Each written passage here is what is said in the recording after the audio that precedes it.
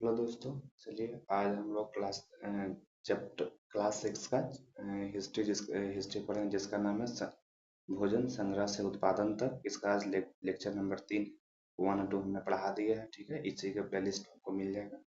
चलिए उसके बाद से आज हम लोग पढ़ते हैं कि कैसे क्या हुआ है। ठीक है, देखिए आज हम लोग पढ़ने वाले हैं। आज हम लोग पढ़ने वाला अस्थाई जीवन की ओर, मतलब पहले कैसे पढ़ रहे, जैसे पहले जो आदि मानव था वो पहले जंगल में रहता था, फिर धीरे धीरे उन लोगों ने क्या किया, खेती करना सीखा। फिर जब खेती कर रहा था उसको बचाने के लिए उन लोगों ने क्या किया था, वहां पर रहने के लिए भी कुछ व्यवस्था किया था। तो उसी की ओर आगे बढ़ना है, स्थायी जीवन की ओर। मतलब अब उन लोगों का जो जीवन था वह स्थायी होने वाला था। ठीक है, यहाँ वहाँ भाग दौड़ नहीं करने वाला होता था, करने वाला होगा। अब देखिए कैसे ये आगे की ओर बढ़े हो। ठीक है, देखिए यहाँ पे देखिए कि पुरातात्विक को कुछ स्थलों पर झोपड़ियां और घरों के निशान मिले कि जो पुरातात्विक है ना, जो खोजते हैं इतिहास के बारे में, जैसे नंदा के खोजा वगैरह वगैरह। ठीक है, जो इतिहासकार जो जो खोद के निकालते हैं हर एक चीज की, यहाँ पे क्या था, कितना साल पुराना है, ये सब चीजें उन लोगों को बोलते हैं क्या, पुरातात्विक। तो उन लोगों को कुछ स्थलों पर झोपड़ियों और घरों के निशान मिले। अब जहाँ पे झोपड़ी और घर के निशान मिले हैं, मतलब कि सब आदमी घर और झोपड़ी में रहने लगा होगा। जब आदमी घर और झोपड़ी में रहने लगा होगा, इसका मतलब उसका जीवन अब अस्थायी हो गया होगा, है कि नहीं, एक ही जगह पर रहता होगा। ठीक है, कहाँ कहाँ मिला है, जैसे कि बुर्जुम। बुर्जुम कहाँ है, वर्तमान कश्मीर में। ठीक है, जैसे कि बुर्जुम लोग गड्ढे के नीचे घर बनाते थे। देखो अब क्या है कि जो कश्मीर में जो आदमी रहता है ना, जो पहले जो कश्मीर जो बुर्ज है, जो आज वर्तमान हमारा देश कश्मीर में है। ठीक है, वहां पे जो लोग थे वो कहाँ रहते थे घर बना के, जैसे वो लोग गड्ढे के नीचे अपना घर, गड्ढे के नीचे घर बनाते। जैसे आज हम लोग क्या करते हैं, कहीं झोपड़ी में रहते हैं हम लोग। मेन बात, हम लोग जमीन के ऊपर रहते हैं ना, कोई झोपड़ी में बना कर रहा है, किसी का कच्चा का मकान है, किसी का पक्का मकान है। लेकिन वहाँ के जो आदि जो पहले के जो मानव थे वो जमीन में गड्ढा खोद कर उसमें रहते थे। ठीक है, जिसे क्या बोलते थे, गर्तवास कहा जाता था। जिसे क्या बोलते थे, गर्तवास। ठीक है, यानी कि जो लोग, मतलब जो बुर्ज भूमि के जो लोग थे पहले के, वो कहाँ रहते थे, गड्ढे के नीचे रहते, गड्ढे के नीचे घर बना के रहते थे। और जो गड्ढे के नीचे जो घर बना होता था ना, उसको क्या बोलते थे, गर्तवास। ठीक है, और जब गड्ढे के नीचे जब वो है तो उसमें उतरने के लिए कुछ होना चाहिए ना, तो इसलिए उन लोग उतरने के लिए क्या बनाया था, सीढ़ियां भी होती थी। देखिए, ठीक है, जब गड्ढा में कोई चीज रहेगा तो उसको उतरने और चढ़ने के लिए कुछ होना चाहिए ना, तो सीढ़ी। सोचिए उस समय के लोग सीढ़ी भी बनाए थे चढ़ने उतरने की। ठीक है, इससे उन्हें ठंडे के मौसम से रक्षा मिलती होगी। अब ऐसा माना जाता है, इसे कश्मीर क्या है, ठंडा एरिया है ना, तो ऐसा माना जाता है कि हो सकता है कि ठंडा से बचने के लिए उन लोगों ने अपने रहने के लिए गड्ढा खोद कर, गड्ढे में रहने के लिए नहीं, गर्तवास में रहने के लिए सोचा होगा। जैसे इग्लू कैसे होता है, इग्लू भी तो उस तरीके से होता है ना, पूरा ऊपर से। इग्लू कैसे होता है, जैसे इग्लू, ठीक है, जैसे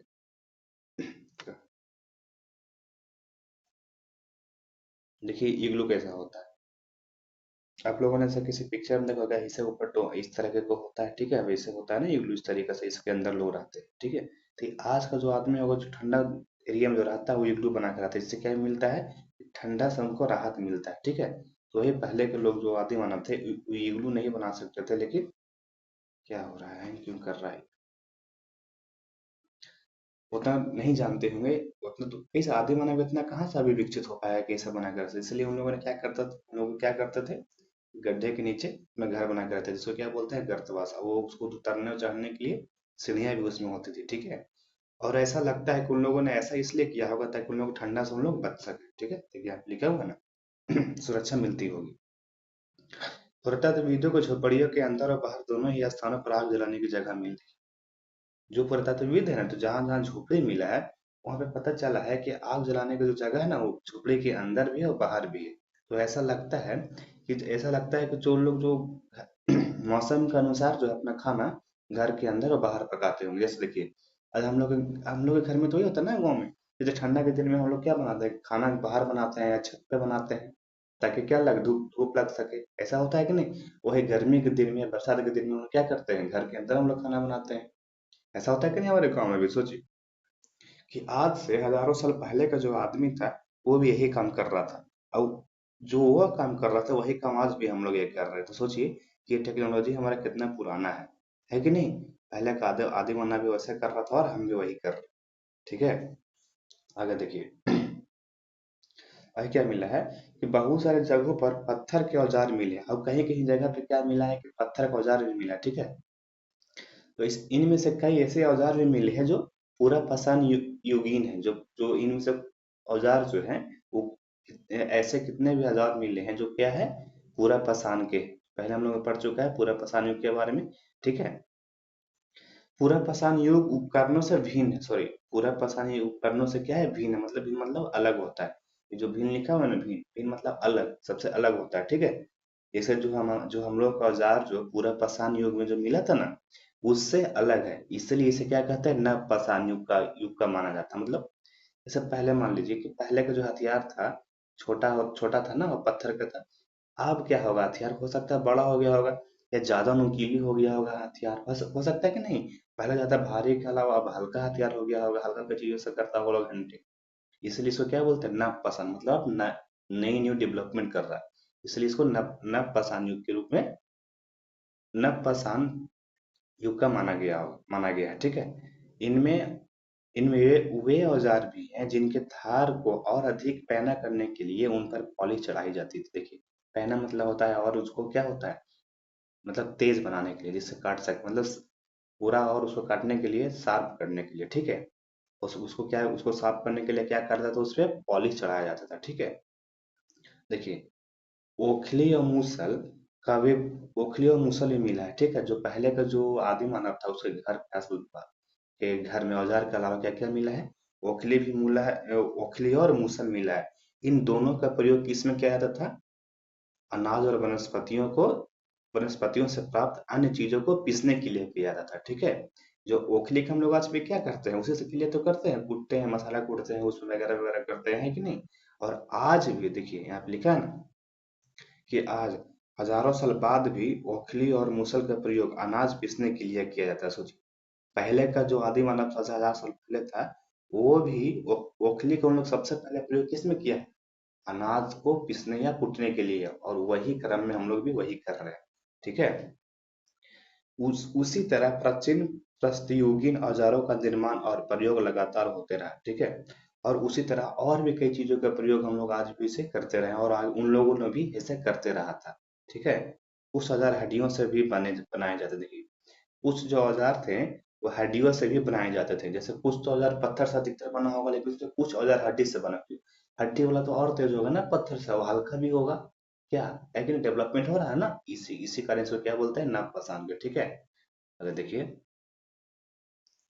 देखिए नव पाषाण युग के पुरास्थलों से कई प्रकार के मिट्टी के बर्तन मिले। देखिए, जब उन लोगों के पास अनाज था, इसके पहले हम लोगों ने क्या पता था लेक्चर नंबर 2 में, कि अनाज को क्या करता था, हम लोग स्टोर कर रहा था, तो किसी ने क्या किया, जमीन के अंदर गाड़ दिया था, कहीं पे कोई टोकरी में रखा था, कहीं पे कोई मिट्टी के बर्तन में रख दिया था। ऐसा पढ़ा था ना पिछले हम लोग लेक्चर में, ठीक है। तो यहाँ पे क्या मिला है कि नव पाषाण युग के जो पुरा स्थलों है, वहां से हमें क्या मिले है, कई प्रकार के मिट्टी के बर्तन मिले हैं, ठीक है। कभी कभी इन पर अलंकरण अलंकरण भी किया जाता था, मतलब ये जो मिट्टी का जो बर्तन होता था ना, उस पे कभी कभी चित्र वगैरह भी बनाया जाता था, जैसे, ठीक है, या कुछ उस पे कढ़ाई कर दिया लोग उस पे इस तरीका से, जैसे जैसे ये एक मिट्टी का बर्तन, ठीक है, ये तो ऐसे नॉर्मल है। कहीं कहीं पे इस पे ऐसा ऐसा डिजाइन या कुछ मूर्ति कला या ऐसा ऐसा कुछ मिला है, कभी कभी उस पर अलंकृत भी किया गया था, ठीक है। आगे देखिए, बर्तनों का उपयोग चीजों को, अब बताइए कि बर्तनों का उपयोग क्यों करेगा लोग, लेक्चर हम तुम्हें पढ़े है ना, किसी चीज को रखने के लिए करेगा, ठीक है। तो देखिए बताया क्या होगा कि बर्तनों का उपयोग किसी चीज को रखने के लिए किया जाता था। हम लोग जानते हैं ना कि किसी भी चीज को, जैसे पानी होगा, उन लोग का कुछ भी खाना पीना होगा, किसी भी चीज को रखने के लिए करता होगा लोग, यूज है कि नहीं। धीरे धीरे लोग बर्तनों का प्रयोग खाना बनाने के लिए भी करने लगे। देखिए, पहले लोग क्या करता था कि लोग हंटिंग करके खा लेते थे ऐसे ही, फिर कुछ रखने के लिए उसको किया बर्तन का यूज, अब फिर धीरे धीरे क्या हुआ, और चेंज हुआ और डेवलपमेंट हुआ। तो अब बर्तन के लोगों को समझा है कि इसका रखने के लिए नहीं, इस पे खाना ही बनाया जा सकता है। तो अब उन लोगों ने क्या किया, इस पे खाना बनाना भी चालू कर दिया, ठीक है। जैसे चावल, गेहूं तथा दलहन जैसे अनाजों व आहार का महत्वपूर्ण हिस्सा बन गया। देखिए, अब जब इन लोग खाना बनाने के लिए सीख गया, ठीक है, खाता तो पहले भी था, लेकिन इन लोग पहले बना के नहीं खाता था, ठीक है। शिकार करके लाया, खा लिया, फल तोड़ के लाया खा लिया, है कि नहीं? लेकिन अब उन लोग क्या किया, बनाना सीख गया, बनाया तो मतलब बर्तन में बनाना सीख गया। इसके कारण से चावल ज्यादा खाने लगा, गेहूं खाने लगा, और दलहन, है ना, दलहन जैसे अनाज, अब उसके क्या हुआ, अब मांस की ओर से धीरे धीरे वो लोग मांस के साथ साथ हम लोग क्या खाने लगा, चावल गेहूं और दाल भी खाने लगा, ठीक है। जैसे हम लोग को जब खाना बनाने आता है तो क्या करते हैं, हम लोग भी तरह तरह के खाते हैं ना, फिर ट्राई करते हैं क्या बन सकता है नहीं बन सकता है। उसी प्रकार से उन लोगों ने भी ऐसा करना शुरू कर दिया, ठीक है। इसके साथ साथ अब लोग कपड़े भी बुनने लगे थे। सोचिए, अब जो हमारा आदि मानव है, जो पहले सोचे कि पहले का आदि मानव कैसा था, बिना कपड़ा का था, बेपत्ता पहना, फिर शिकार किया, फिर यहाँ से वहां गया, फिर जब वहां गया तो फिर रहने लगा, फिर खेती किया, है ना, फिर अनाज को रखा, फिर खाना। सोचिए कि अब कितना धीरे धीरे डेवलपमेंट हो रहा है हमारा आदि मानव, कितना टेक्नोलॉजी बढ़ हुई। उसी के पहले बिना कपड़ा का था, अब कपड़ा बुनने लगा। पहले जो खाना खाता था वो शिकार करके खाता था, अब खाना बना के खाने लगा। पहले क्या करता था उन लोग, बड़ा बड़ा हथियार, भारी भारी पत्थर का यूज करता था, अब उन लोग हड्डी के हथियार बनाने लगा, हल्का हल्का हथियार बनाने लगा, है कि नहीं? अब उन लोग कपड़ा भी बुनने लगे। सोचिए कितना अब डेवलप कर गया हमारा आदि मानव। सोचिए कि एनसीईआरटी जो है, हर एक चैप्टर में काल बाई काल दर्शाता है कि किससे किससे आदि मानव आगे बढ़ा है, ठीक है, इसलिए इसको पढ़ना जरूरी होता है। अब क्या हुआ कि कपड़ा भी बुनने लगा, ठीक है। इसके लिए कपास जैसे आवश्यक पौधे उगाए जाते। सोचिए, अब जब कपड़ा बुनने लगा तो आज का जैसा तो पहले केमिकल तो था नहीं, है कि नहीं? केमिकल के आने से पहले लोग सूती कपड़ा पहनता था, कपास जिसको क्या, जिससे क्या किससे बनता है वो, खाद यानी कपास से बनता है, ठीक है। तो कपड़ा जब बुनने लगा तो उसको बुनने के लिए कुछ चाहिए ना मटेरियल, इसलिए कपास का जो पौधा है वो भी अब उगाने लगा इन लोग, ताकि कपड़ा को बुन सके, ठीक है। उसका देखिए क्या क्या कर रहा है कि क्या ये परिवर्तन हर जगह एक साथ ही आ गए होंगे, ऐसी बात नहीं है। एक तरफ जहाँ कई जगह पे स्त्री पुरुष शिकार और भोजन संग्रह करने का काम करते थे, वहीं अन्य लोगों ने हजारों साल के दरस्मय धीरे धीरे खेती और पशुपालन की ओर दरमियान धीरे धीरे खेती और पशुपालन को अपना लिया। देखिए अब ये जो परिवर्तन है क्या, जैसे ये जो परिवर्तन है तो क्या हर जगह पे आगे होगा, एक ही बार में आया होगा? जैसे हर जगह आने का मतलब क्या होता है, जैसे ये दो एरिया है, ठीक है, डिवाइड करते हैं, तो क्या जो यहाँ के लोग कपड़ा बुन रहा है घर बनाने, तो क्या यहाँ इधर के भी लोग वही कर रहा होगा? नहीं, ऐसा नहीं है। डेवलपमेंट हर जो होता है धीरे धीरे होता है, धीरे धीरे फैलता है, ठीक है। एक वर्ष में नहीं होता है, जैसे हम लोग में भी वही होता है ना। जैसे कोई बच्चा जब बड़ा भी हो गया तो कुछ सेम क्लास में है तो कोई का लिखना जल्दी सीख गया, लेकिन कोई का लिखना सीख ही नहीं रहा है। कोई खा भी सीख गया, कोई अभी का तक है, कोई खा को याद नहीं कर पा रहा। तो क्या डेवलपमेंट सब में एक बार होता नहीं ना, इसलिए डेवलपमेंट धीरे धीरे हर जगह पे होता है, ठीक है। तो वही बताया गया है, ये जो परिवर्तन है वो हर जगह पे सेम एक ही बार में नहीं हुआ है, ठीक है। कहीं पर लोग जो है, जो आज भी स्त्री पुरुष जो है वो शिकार करके अपना भोजन संग्रह कर रहे हैं, शिकार कर रहे हैं, और कहीं पर जो ये डेवलपमेंट आ चुका है कि लोग कृषक बन चुके हैं, पशुपालक बन चुके हैं, या आदि मानव, अब हम लोग अब एक जगह पर रहने लगा है, ठीक है। देखिए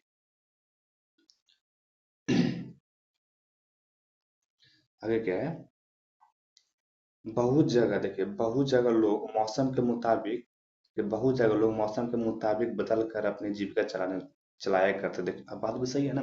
अब कहीं पर जो लोग है वहीं पर रह रहा है, लेकिन वो मौसम की ओर ढल रहा है। जैसे हम लोग क्या करते हैं, बरसात है तो बरसात की जैसा हम लोग कुछ और खाना में खा लेते हैं, ठंडा है तो ठंडा में बहुत सारी हरी सब्जी है तो सब्जी खा लेते हैं, बरसात में होता है तो हम लोग कुछ बचा हुआ रहता है, साग वगैरह सुखा कर रखते हैं, उसको हम लोग खाते हैं, ऐसा होता है कि नहीं? तो हम लोग भी अपना मौसम के अनुसार खाना और उसके अनुसार ढल के हम लोग भी जी रहे हैं, हम लोग भी खाते हैं हर एक मौसम के अनुसार।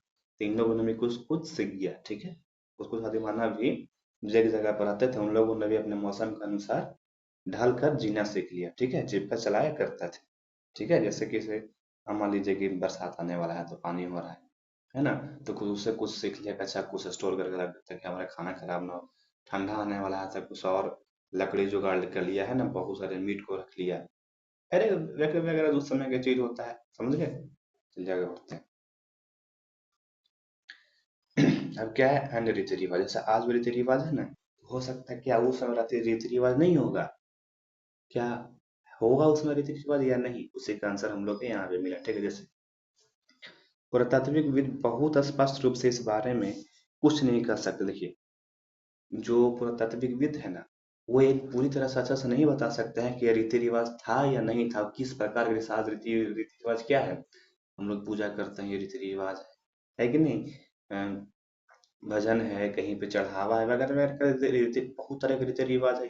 अलग है, मुस्लिम का अलग है, सिख ईसाई मतलब हमारे जो देश में वो हर एक के लिए रीति रिवाज अलग अलग है। तो क्या इसी प्रकार के रीति रिवाज वहाँ भी होता है? क्या उन लोग पूजा करता है? किस प्रकार का होता हुआ रीति रिवाज? क्या रीति रिवाज है, होता भी हुआ कि नहीं? सब क्वेश्चन क्वेश्चन आता है ना दिमाग में, सवाल तो है। तो इसके बारे में जो बताता है कि जो पुरातात्विक है उन लोग भी अच्छी तरह से नहीं बता सकते हैं कि था कि नहीं। ठीक है। अगर क्या कहता है कि विद्वानों ने ऐसे किसानों का अध्ययन किया है जिन्हें प्राय कृषक और पशुपालक समूह में रहते हैं, जिन्हें जनजाति कहते की। जो पुरातात्विक है उन लोगों ने एक ऐसे किसानों का अध्ययन किया है जो प्राय कहाँ कृषक और पशुपालक समूह में रहते थे। और उनको क्या बोला जाता था? जनजाति। क्या उन्हें बोला जाता था? जनजाति उन्हें कहते थे। ठीक है। विद्वानों ने पाया कि ये लोग कुछ ऐसे रीति रिवाजों को मानते हैं जो संभवतः पहले से ही प्रचलित रहे हैं। जैसे इन लोग कहते हैं ये जो जनजाति समूह है उन लोगों ने कुछ ऐसा रीति रिवाज को माना है जो उनके पहले से चलते आ रहा है। जैसे हमारे घर में नहीं होता है, ये पहले से चलते आ रहा है इसलिए हम लोग कर रहे हैं, उसका कोई रीजन तो नहीं है। ऐसा है कि नहीं? तो यही देखिए अब क्या है कि जनजाति, देखिए आगे क्या है इसमें पढ़िए कि प्राय जनजाति के लोग छोटे-छोटे बस्तियों में रहते थे। जनजाति के लोग कहाँ रहते थे? छोटे-छोटे बस्तियों में रहते थे। ठीक है। ज्यादातर परिवार एक दूसरे से संबंधित होते हैं और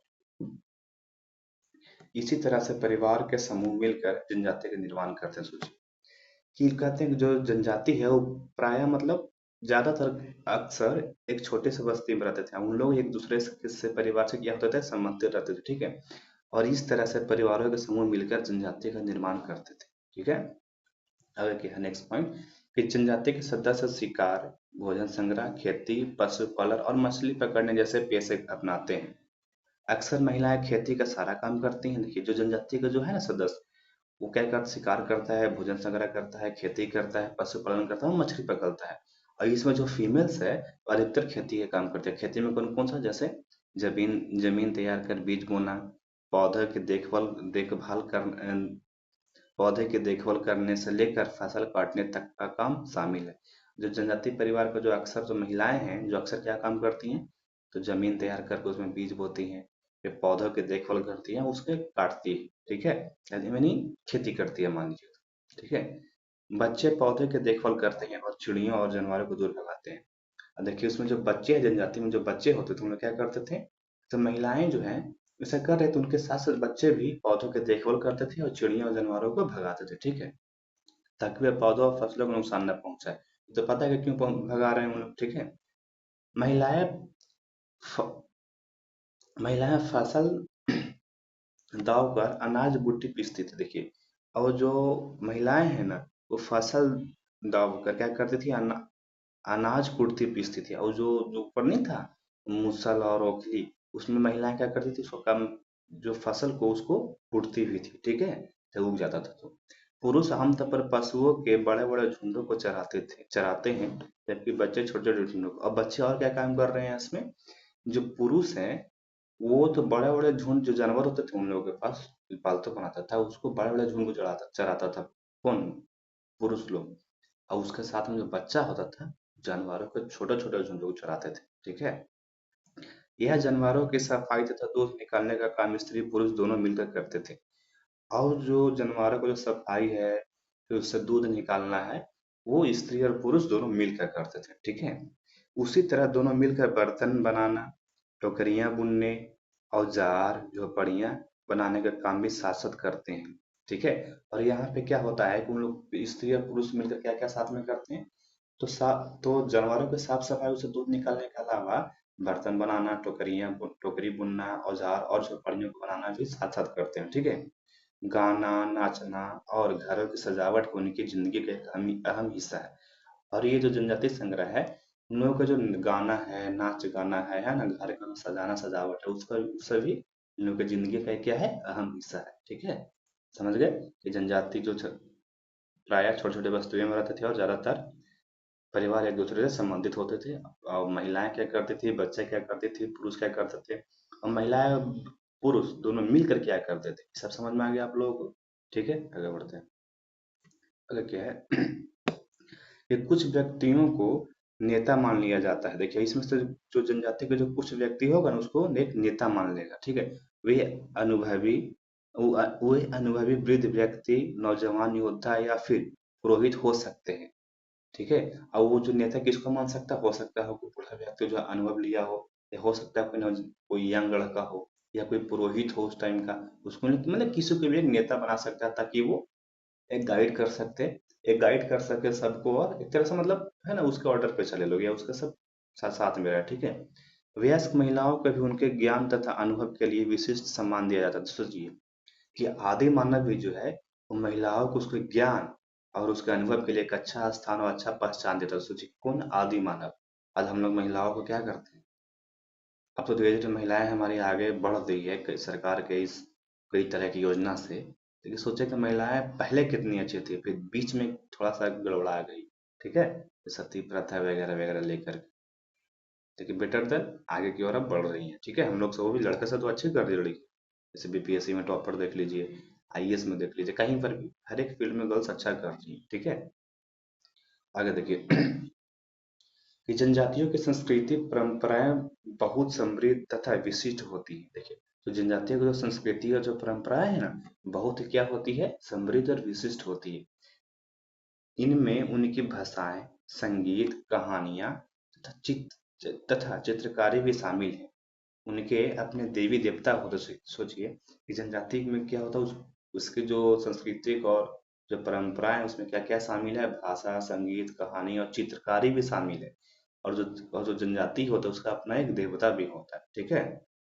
अगर देखिए कि जमीन, जंगल, घास के मैदान तथा पानी पानी पूरे कुनबे की सब सम, संपत्ति मानी जाती है जिनको उपयोग सभी एक साथ करते हैं। इनमें गरीब और अमीर के बीच कोई खास अंतर नहीं होता, इसलिए जनजाति समान अन्य समाजों से भिन्न होते हैं। इसलिए जनजाति समाज अन्य समाजों से भिन्न होते हैं। इन अन्य समाजों के बारे में तुम आगे पढ़ोगे। क्या होता है, जो जनजाति है ना उसमें जमीन, जंगल, घास के मैदान और पानी जो होता है वो पूरा क्या उनमें यानी पूरे जनजाति जो रहता है एक साथ में सबका हक है। उसमें कोई अमीर कोई गरीब इसमें कोई डिफरेंस नहीं है। जहाँ से अमीर पानी ला रहा है वहीं से गरीब ला रहा है ना, जहाँ पे गरीब खा रहा है वहीं अमीर खा रहा है, वही चीज। इसलिए ये जो जनजाति है, जो जनजातीय समाज है, वो अन्य समाजों से अलग है, वो सब मिलजुल कर रहता है और अच्छा से रहता है। अब ये अन्य समाज क्या है वो आगे पढ़ने को मिला, हो सकता है एक चैप्टर में मिला या था नेक्स्ट में, ठीक है। आगे देखिए आज हम लोग यहाँ देखिए सूक्ष्म निरेशन सूक्ष्म निरेशन में पहले क्या पढ़ेगा, मेहरगढ़ में जीवन मृत्यु, ठीक है। गांव गांवों की यह विशेषता है कि वहां रहने वाले अधिकांश लोग भोजन उत्पादन में लगे होते हैं। गांव क्या होता है, गांव का डिफरेंस अपन देख लीजिए कि गांव की विशेषता ये है कि वहां के जो लोग रहते हैं वो अधिकांश लोग किस में बिजी होते हैं, भोजन उत्पादन में, ठीक है। यहाँ देखिए सूक्ष्म निरीक्षण में क्या है, मेहरगढ़ में जीवन मृत्यु मतलब जो मेहरगढ़ एरिया जो जगह है उसमें जीवन मृत्यु के बारे में से बताया गया, ठीक है। जैसे अपना जो बुक है उसका मानचित्र 2 देखिए, पृष्ठ नंबर 14 यानी पेज नंबर 14 पे मैं मेहरगढ़ ढूंढूं, ठीक है। यह या ईरान जाने वाले सबसे महत्वपूर्ण रास्ते बोलन दर्रे के पास एक हरा भरा समतल स्थल है, ठीक है। ये जो मेहरगढ़ है ना वो कहाँ है, भारत में है, लेकिन वो जिस रास्ता जो ईरान जाता है ना ईरान की ओर, वही रास्ता में एक सबसे महत्वपूर्ण रास्ता में क्या है कि बोलन दर्रे के पास है। कौन सा दर्रे के पास है ये, वो देखिए बोलन दर्रे के पास है एक मेहरगढ़ स्थल जो एक हरा भरा स्थल है, ठीक है। मेहरगढ़ संभवतः वह स्थान है जहाँ के स्त्री पुरुषों ने इस इलाके में सबसे पहले जौ, गेहूं उगाना और भेड़ बकरी पालन पालन सीखा। देखिए जो मेहरगढ़ वह स्थान है जो संभावित है कि वहाँ के जो स्थानीय जो लोग थे, जो महिलाएं पुरुष है, वो पहली बार गौर जौ और गेहूं उगाना सीखा और पशुपालन सीखा। पशुपालन में क्या सीखा, भेड़ बकरी पालना सीखा, ठीक है। यहाँ खुदाई में सबसे पहले के स्तरों से पुरातात्विक विभिन्न प्रकार के जानवरों की हड्डियां मिली। इनमें हिरन तथा सुअर जैसे जंगली जानवर की हड्डियां भी शामिल है, देखिए। और यहाँ पे जब खुदाई हो रहा था तो पुरातात्विक विधि को पहले जब खुदाई हुआ था पहला स्तर में पहला लेयर में बहुत सारे जानवरों की हड्डियां मिला, ठीक है। इसमें से हिरन और सुअर भी शामिल है, ठीक है। उनके बाद के उसके बाद के लेयर इन स्तरों लेवर में भेड़ और बकरी की हड्डियां ज़्यादा मिली। और जो सेकंड लेयर जब खोदा गया तो उसमें भेड़ और बकरी की हड्डियां क्या मिली, ज़्यादा मिली, ठीक है। उनके ऊपर ज़्यादातर मवेशियों की ही हड्डियां मिली। इससे ऐसा लगता है कि ये लोग मवेशियों को पालने लगे थे। देखिए, जब इतना सारा हड्डी मिल रहा है मवेशी का, हर हर एक लेयर में मिल रहा है, हड्डी से हड्डी खाली हर एक जानवर को जो पालतू बनाया जा सकता है, तो ऐसा नहीं लगता है कि यहाँ पे ये जानवर ज़्यादा होंगे। तो जब जानवर ज़्यादा होंगे तो कैसा पालतू बना होगा तब ना। कि अगर पालतू नहीं रहते तो पूरा आदमी को खा जाते, पूरा आदमी को भगा देते वहां से। है कि नहीं, वो भी नहीं वहां पर रहते, जानवर भी जगह कहाँ टिकता है, वो भी वहां से चल जाते। इसलिए उन लोग ऐसा लगता है कि उन लोगों ने क्या किया होगा, इन लोगों को पालने लगे थे, ठीक है। मेहरगढ़ में इसके अलावा चौकोर तथा आयताकार घरों के अवशेष भी मिल सूची। जो मेहरगढ़ का जो पहला जो घर था वो चौकोर तथा आयताघर डिजाइन में घर का अवशेष मिला, ठीक है। प्रत्येक घर में 4 या उससे ज्यादा कमरे हैं, जिसमें से कुछ संभवतः भंडार के काम आते हैं। सोचिए कि आज भी हम लोग जो घर घर बनाते थे, वो भंडार घर बनाते हैं ना, पूरे घर बनाते हैं, भंडार घर बनाते हैं। सोचिए कि उस टाइम के लोग एक घर में 4 वो घर, उसमें से वो घर में सब भंडार घर है उसका। ये सब कहाँ मिला है, मेहरगढ़ में। और कैसे कैसे डिजाइन मिला, चौकोर और आयताकार मिला है, ठीक है, इसको याद रखिएगा।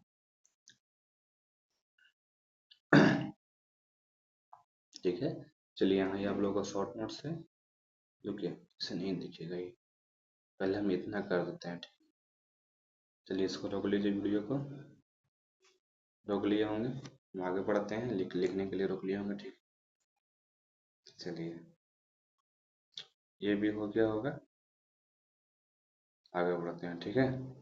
इसका वो जो हमने पढ़ाया है उसी का शॉर्ट नोट्स है, ठीक है। कितने मिनट हो गया, 26 मिनट, ठीक है, आगे बढ़ते हैं। किसी का यार एक और नोट्स है, देखिए। चलिए आप लोगों ने वीडियो को रोक लिया होगा, ठीक है। इसको उतार लीजिए अपने कॉपी में, काम आएगा, ठीक है। इस शॉर्ट नोट से इसी का, जैसे बर्तनों का उपयोग कहाँ, मुख्य आहार क्या, वस्त्र निर्माण, बर्तन परिवर्तन की गति, सब देख लीजिएगा, ठीक है, सब शॉर्ट नोट से। इसी का नीचे इसको देख लीजिए, अन्य रीति रिवाज जो हमने पढ़ाया, क्या क्या सा रीति रिवाज हो सकते हैं, देखिए सब इसमें कवर है, ठीक है। तो ये इसमें, चलिए आगे बढ़ते हैं। तो लिख लिया हो, चलिए देखिए ये भी इसी का है। जनजातियों उनकी सांस्कृतिक परंपराएं हो गया। अब ये जो शुष्क निरीक्षण मेहरगढ़ में जीवन मृत्यु है ना, इसका आपको मिलेगा शायद नेक्स्ट अथी में मिलेगा आपको शॉर्ट नोट्स, ठीक है, हो सकता है नेक्स्ट वीडियो में मिल जाएगा, ठीक है। चलिए ये हो गया आपका क्वेश्चन। अरे यार फिर से यहाँ पे आंसर आ गया, ठीक है। बताइए, बुर्ज होम के पुरा स्थलों से किस प्रकार के निवास स्थान साक्ष्य मिले हैं। गर्तवास ऑप्शन नंबर भी हो जाएगा, ठीक है। चलिए इसको हम आपको लगभग पे छोड़ देते हैं, ठीक है। आप लोग लगा लीजिएगा इसको। चलिए धीरे धीरे हम जूम ही कर देते हैं, इसको लगा लिया होगा, आगे इसको भी हटा देते हैं, ये होगा।